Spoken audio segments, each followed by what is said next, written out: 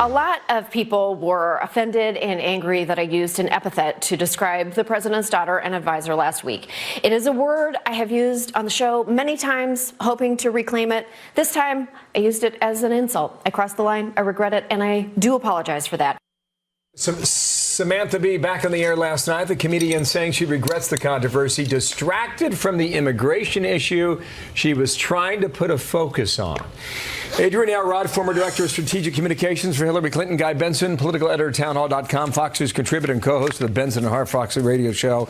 And Guy, I mean, your resume just gets longer and longer. So slow down, my man. Guys, here's what I want to know. The standards are different in 2018. We can agree on that. The line of offense is it's a lot lower than it used to be.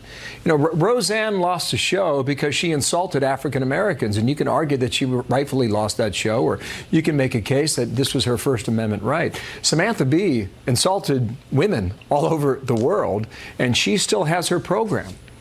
Adrienne, should she? Yeah, I think she should. And I think, unfortunately, what's been lost in this whole debate here is why she made those comments in the first place. First of all, I want to make it clear that I think there's no appropriate place to use the word that she used to describe Ivanka Trump, and that was terrible, and I'm glad she apologized.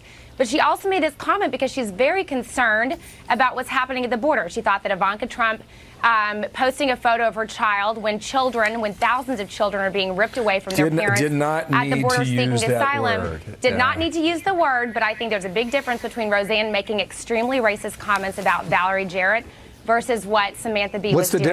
What's the difference? Because I see it as there's a new standard in America today.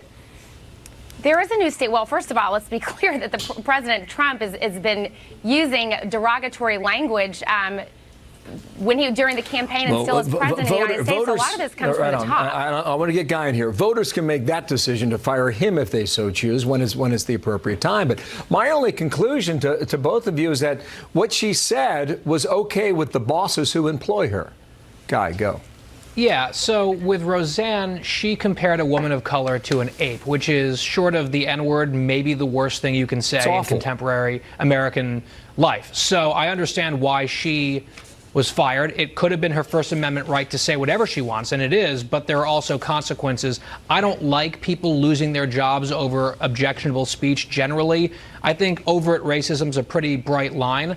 But while I look at the situation involving Samantha Bee, I was not an advocate for her getting fired, but maybe getting suspended, something more than a tiny slap on the wrist where she put out a statement, TBS applauded her for apologizing, and then put her immediately back on the air to give that apology last night that was really deflecting and smug and sneering, which is kind of her default setting, where she said, I didn't want to hurt anyone except for Ted Cruz. By the way, my apology does not apply to men. I don't care what they think. This is all a distraction from the real thing that should have been the issue, and that's the media's fault. It didn't feel very contrite to me. How about that, Adrienne? Do her bosses not necessarily disagree with her comment? Well, I actually do agree with Guy here that perhaps a suspension was more appropriate. But, again, Samantha Bee was not... there's a huge difference, bottom line, between making very racist comments, which, by the way, Roseanne has done for years. This is not an isolated incident. Sam Bee using a very horrific term to describe a woman. But again, the underlying message here that she was trying to portray was the insensitivity of Ivanka Trump posting a photo of her child. There was nothing insensitive about that. Is what she said any less offensive to women? That Samantha Bee using the C word? Where I come from, that's the last word you use. I think it's extremely offensive, but I also agree with Guy here that you can't get much more offensive than making racist comments and comparing Valerie Jarrett to an ape. Guy, is what she said any less offensive to women?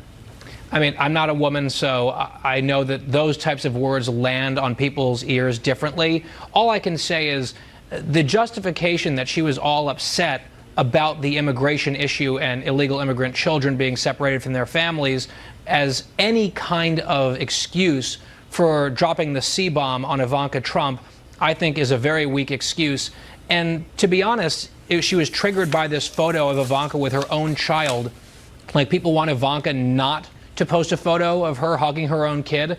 I think that's a little bit silly. And frankly, when you go back and look at the harangue, the original harangue from Samantha Bee, she was trafficking in quasi and half-truths, blaming those, looking at those photographs that turned out to be from 2014. She was saying that there were 1,500 kids who had been lost or missing. That isn't really accurate.